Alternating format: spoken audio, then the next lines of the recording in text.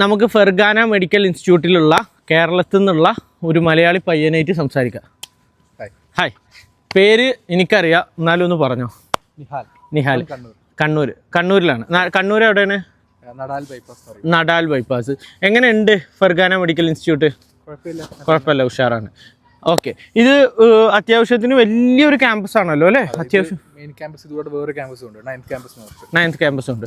നിങ്ങളുടെ ഹോസ്റ്റൽസ് ഒക്കെ ഇവിടെ തന്നെയാണോ? അല്ല, ഹോസ്റ്റൽ 90% അവിടെയാണ്, തൊട്ട് ബാക്കിൽ തന്നെ. മെയിൻ നയൻത് ക്യാമ്പസിന്റെ തൊട്ട് ബാക്കിലാണ് ഈ ഒരു ഹോസ്റ്റൽസ് വരുന്നത്. ഇവിടെ ലബോറട്ടറി ഒക്കെ ഉണ്ട്. ഇവിടെയാണോ നിങ്ങൾക്ക് ക്ലിനിക്കൽ പ്രാക്ടീസും കാര്യങ്ങളൊക്കെ കിട്ടുന്നത്? സെന്റർ, അത് അനാട്ടമി ബിൽഡിംഗ്, ഇത് ഫിസിയോളജി, അത് ബയോകെമിസ്ട്രി, അത് ക്യാൻറ്റീൻ, അത് ലെക്ചർ ഹാള്.